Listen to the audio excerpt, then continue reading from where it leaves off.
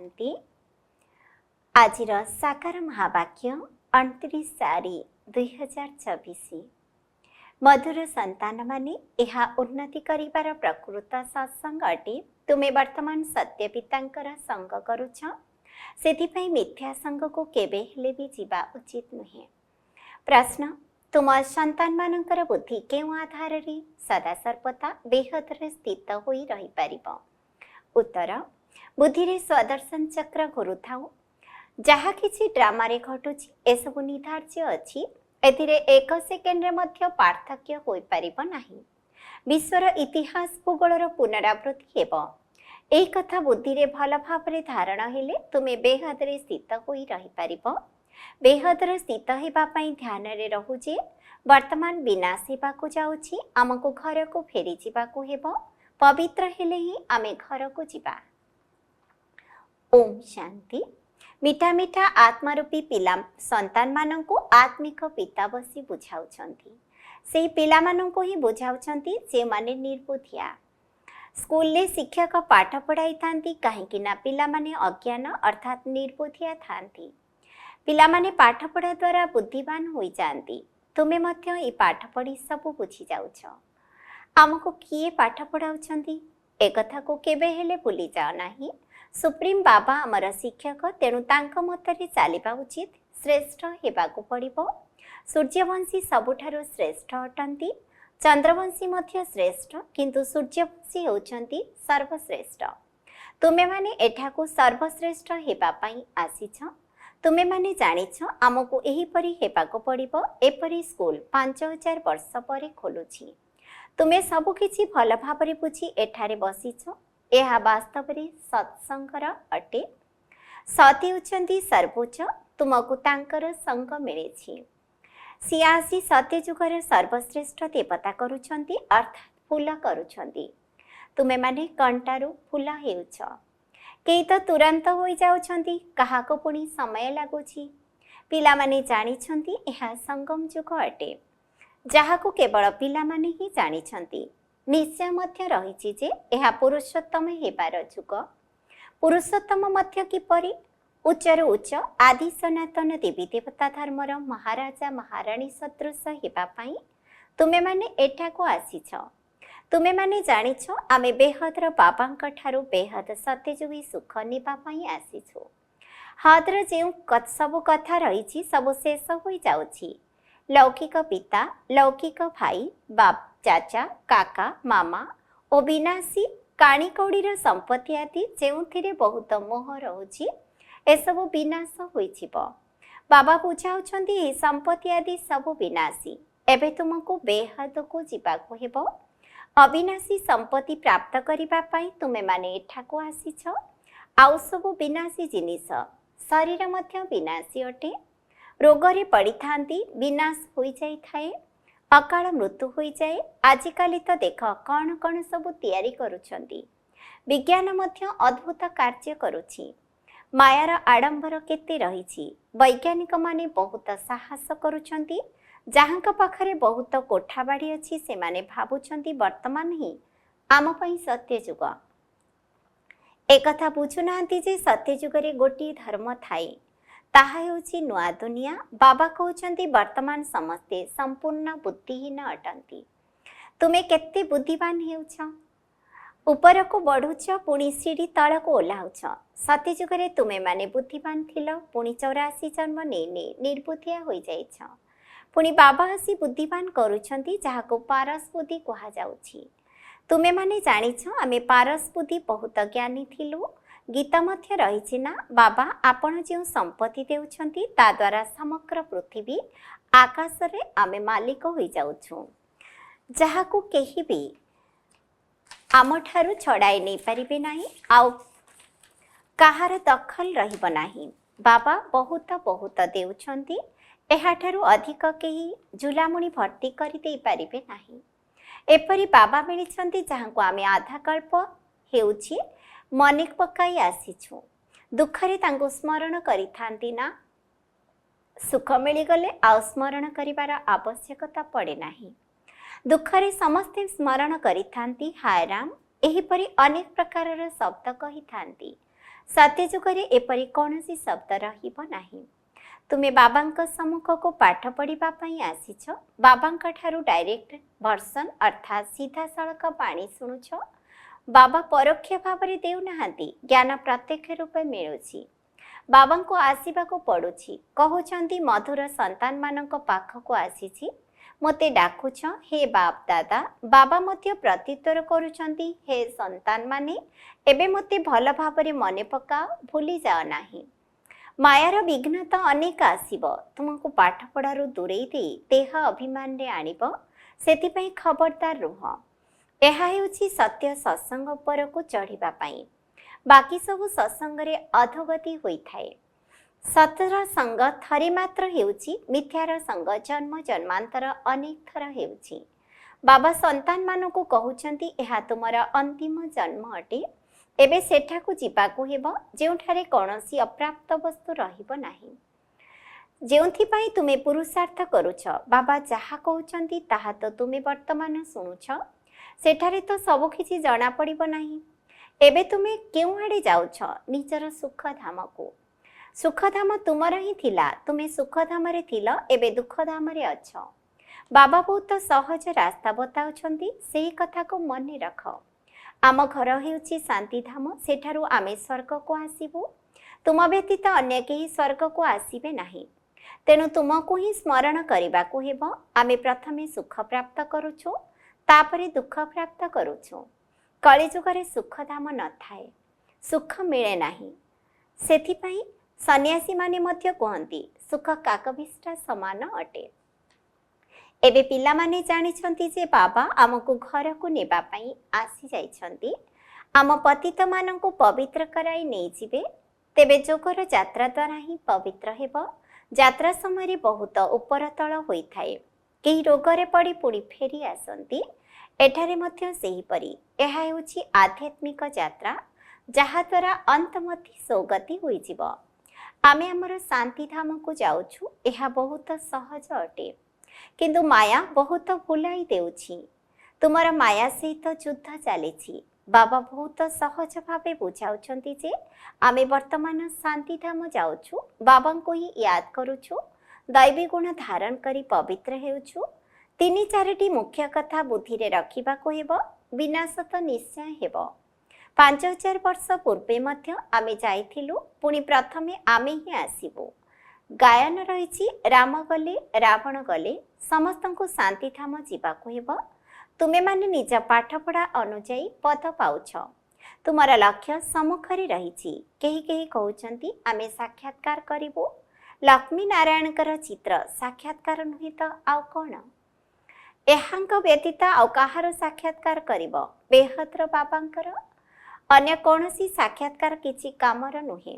बाबांकर साक्षात्कार चाहुचंती, बाबांक ठारू मिठा अन्य कौनसी जिनिस नाही। बाबा कहउचंती मधुर संतान माने प्रथमे निजर साक्षात्कार करिछ। आत्मा कहउछि बाबांक साक्षात्कार करिबो। तुमे प्रथमे निजर साक्षात्कार करिछ। एकथा तुमे पिला माने जानि गलणी। एबे ज्ञान मिलुछि आमे आत्मा, आमर घर हेउछि शांति धाम। सेठारु आमे आत्मा माने आसुछु अभिनय करिबा पई। ड्रामार प्लान अनुसार प्रथमे सत्ययुग आदि रे आमे ही आसीछु। आदि समय एवं अंत समय मिलन यह पुरुषोत्तम संगम युग। संगम युगरे केवल ब्राह्मण माने रहिथांती, आउ केही नुहे। कलिजुगरे अनेक धर्म कुल आदि रहिछि। सत्ययुगरे गोटे डिनास्ट्री बा राजधानी हेबो। एहा केते सहज अटे ना। वर्तमान तुमे माने संगम युगी ईश्वरीय परिवार सदस्य अट। तुमे ना सत्ययुगी ना कलिजुगी अट। एकथा मध्य जानिछ जे कल्प कल्प बाबा आसी एपरि पाठ पढ़ाउछंती। एठारे तुमे बसिछ, तेणु एही कथा स्मृति रे आसीबा दरकार। शांतिधाम सुखधाम एवं एहा हेउछि दुःखधाम। बुद्धि द्वारा एही दुःखधामरु वैराग्य अथवा सन्यास करा जाउछि। सेमाने बुद्धि द्वारा सन्यास करुनाहांती। सेमाने तो घर द्वारा त्याग करी सन्यास करुछंती। तुमको बाबा केबे घर द्वारा त्याग करिबा को कहू नाहांती। एबे निश्चित रूपे निजर अथवा भारतर सेवा करिबा को हेबो। सेवा तो घरे रही मध्य करि पारिबो, किंतु पाठ पढ़िबा पई निश्चित आसीबा को पड़िबो। पुणी हुसियार होई अन्यमानकु मध्य निज समान करबाकू हेबो। समय बहुत कम, गायन मध्य रहिछि, बहुत गलानी आ कम रहिछि। दुनियार मनुष्य तो बिल्कुल घोर अंधकार रे अछंती, भाबुचंती एबे 40,000 वर्ष पड़िछि। तुम मानकु बाबा बुझाउछंती पिला माने बाकी अल्प समय अछि। तुमको विशाल हृदय संपन्न हेबाकू पड़िबो। समग्र दुनिया रे जहा किछि चालुछि सब ड्रामा रे निर्धारित रहिछि। उंकुणी सदृश ड्रामा धीरे धीरे चालुछि। विश्वर इतिहास भूगोलर पुनरावृत्ति होछि। जो माने सत्ययुग को जीवे सेही माने ही आसी एठारे पढ़िबे। अनेक थर तुमे माने एही पाठ पढ़िछ, श्रीमत आधार निजर स्वर्ग स्थापन करुछ। एकथा मध्य जानिछ सर्वोच्च भगवान भारत को आसुछंती। कल्प पूर्वर मध्य आसीथिले। तुमे माने कहुछ कल्प कल्प एही परी बाबा आसुछंती। बाबा मध्य कहउछंती मु कल्प कल्प एही परी स्थापन करिबी। विनाश मध्य तुमे देखुछ। तुम बुद्धि रे सब ज्ञान भरपूर हेउछि। स्थापना विनाश एवं पालनर कर्तव्य किपरि हेउछि तुमे जानिछ। एकथा अन्यमानकु मध्य बुझाइबाकू हेबो। पूर्वरु जानि नथिल, बाबांकु जानिले बाबांक द्वारा तुमे सब किछि जानि जाइछ। विश्वर इतिहास भूगोल को यथार्थ रीति तुमे माने ही जानिछ। मनुष्य किपरि तम प्रधान सतो प्रधान हेउछंती एकथा बाबा तुम मानकु बुझाउछंती। तुमको पुणी अन्य मानकु बुझाइबाकू हेबो। तुमे बे पारस बुद्धि हेउछ, सत्य जुगरे पारस बुद्धि होई थांती। एहा हेउछि पुरुषोत्तम संगम जुग। एहाकू गीतार अध्याय बोली कहा जाउछि। जेतेबेले तुमे माने पत्थर बुद्धि पारस बुद्धि हेउछ, स्वयं भगवान निजे गीता सुनाउछंती। कौनसी मनुष्य तो सुनाउ नाहंती। तुमे आत्मा माने शुणी पुणी अन्य मानकु सुनाउछ। एहाकू आध्यात्मिक ज्ञान कहा जाउछि, जहा आत्मारूपी भाई मानकु सुनाउछ। बुद्धि होई चालिछि। तुमे जानिछ बाबा आसी सूर्यवंशी चंद्रवंशी राजधानी स्थापन करुछंती। काहा द्वारा? ब्रह्मा मुखवंशावली ब्राह्मण कुलभूषण मानक द्वारा। बाबा श्रीमत देउछंती। एहा बुद्धिर कथा। हृदय रे धारणा करिबाकू हेबा। एहा बहुत सहज अटे। एहा दुख धाम। एबे हमको घर को जीवाकू हेबो। कलिजुग परे सत्यजुग आसीबो। एही कथा बहुत छोट एवं सहज मध्य। तुमे लौकिक पाठ न पढ़िथिले मध्य कौनसी असुविधा नाही। जे पढ़िबा जानिछंती तांकठारु पुणी सुनिबा उचित। शिव बाबा हेउछंती समस्त आत्मा मानकर पिता। एबे तांकठारु वर्षा नेबाकू हेबो। बाबांको उपरे निश्चय रखिले स्वर्गर वर्षा मिलिबो। अंतर मनरे अजपजप चालिबा उचित। शिव बाबांकठारु बेहदर सुख स्वर्गर संपत्ति मिलुछि। सेथिपई शिव बाबांको निश्चित मने पकाइबाकू हेबो।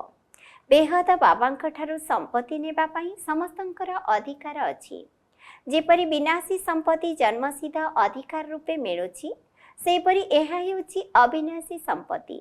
शिव बाबांकठारु तुमको समग्र विश्वर राज्य मिलुछि। छोट छोट पिलामानकु मध्य एकथा बुझाइबाकू हेबो। प्रत्येक आत्मार अधिकार रहिछि बाबांकठारु जन्मसिद्ध अधिकार प्राप्त करिबार। कल्प कल्प नेउछंती मध्य। तुमे जीवन मुक्तिर संपत्ति नेउछ। जहांको मुक्तिर संपत्ति मिलुछि से मध्य जीवन मुक्ति को निश्चित आसीबे। प्रथम जन्म तो सुखदायी होइथाए। तुमर एहा 84तम जन्म। एही समस्त ज्ञान तुम बुद्धि रे रहिबा उचित। बेहदर बाबा हमको पाठ पढ़ाउछंती, एक कथा को भूली जाओ नाही। देहधारी केबे ज्ञान देई पारिबे नाही। सेमानंक पाखरे रूहानी ज्ञान न थाए। तुमको बुझा जाउछि भाई भाई दृष्टि रख। एही शिक्षा मनुष्य मानंकु मिलु नाही। गीता सुनाउछंती जे भगवान उवास काम महाशत्रु। एहा उपरि विजय प्राप्त करिबा द्वारा तुमे जगत हेब। किंतु किछि भी बुझु नांती। भगवान तो सत्य। देवता माने मध्य से भगवान ठारु ही सत्य शिखुछंती। श्रीकृष्ण मध्य एही पद केउठारु पाइले? लक्ष्मी नारायण किपरि हेले? केउ कर्म करिथिले? एकथा केही कहि परिबे? वर्तमान तुमे ही जानुछ। निराकार बाबा तांको ब्रह्मांक द्वारा एपरि श्रेष्ठ कर्म शिखाउछंती। एहा हेउछि सृष्टि।